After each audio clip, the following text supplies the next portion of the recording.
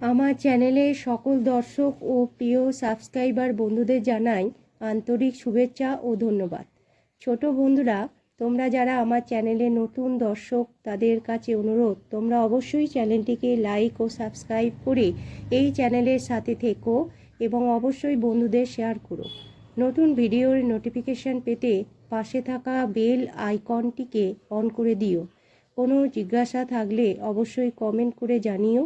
সকলে ভালো থেকো। আমাদের 15 পাতার ক্লাস 5-এর 15 পাতার জলের সঙ্গে জীবাণু এই বিষয়বস্তুটি সম্পর্কে পড়ে শোনাবো।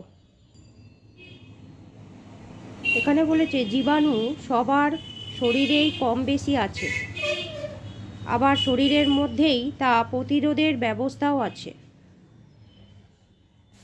তাহলে এবার বলছে লোকের যক্ষ্মা হয় কেন।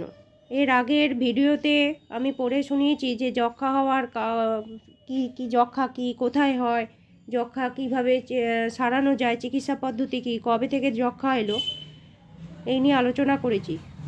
ঠিক আছে। ধুলো ধোঁয়া ভরা বাতাসে থাকলে অনেক সময় হয়, খুব পরিশ্রম করে, হ্যাঁ, ঠিকমতো না খেলে প্রতিরোধ ব্যবস্থা শরীরে বলে প্রতিরোধ ব্যবস্থা যদি ঠিকমতো গড়ে না ওঠে, সেই সব ক্ষেত্রে কি হয়, শরীরে প্রতিরোধের ব্যবস্থা ঠিকমতো গড়ে না উঠলে তখন এই সব রোগে আক্রান্ত হয়। শরীরে প্রতিরোধের ব্যবস্থা ঠিকমতো হয়েছে, বিসিজি টিকা দেওয়া হয়েছে, তাই তো? ঠিকমতো যদি বিসিজি টিকা দেওয়া হয়,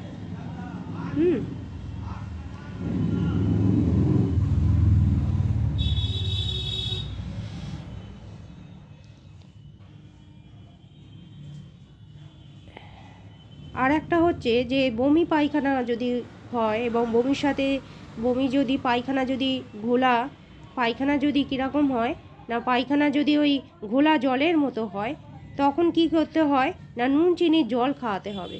শরীরে নুন আর জল কমে যায়, যদি এন্টার খুব পায়খানা হতে থাকে তখন কি করতে হয় না, নুন চিনির জল দিয়ে শরীরকে নুন আর চিনির এবং পরিমাণটা বজায় রাখতে হয়।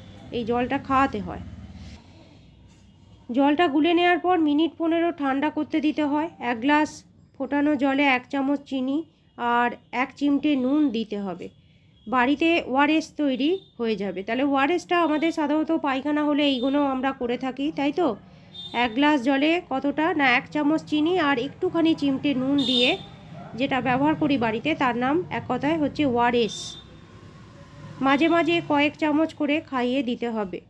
দূষিত জল পান করায় এইগুলো হয় সাধারণত দূষিত জল থেকে হয়। দূষিত জল পান করলে এই রোগটা হতে পারে। হ্যাঁ, বারবার পায়খানা হবে, বমি হবে, পায়খানাটা ঘোলা হবে। তখন এই বাড়িতে এই ওআরএস যেটা আছে, এটা পরীক্ষায় কিন্তু আসবে, এটা তোমরা পড়ে নেবে। এটা কীরমভাবে বানানো হয় না, 1 গ্লাস ফোটানো জলে 1 চামচ চিনি আর 1 চিমটে নুন দিয়ে এটা তৈরি করা হয়। আবার অনেক সময় যদি খাবার খুলে রাখা হয়, সেক্ষেত্রে খাবার বা পানীয় যদি খুলে রাখা হয়, সেক্ষেত্রেও বমি পায়খানা হতে পারে।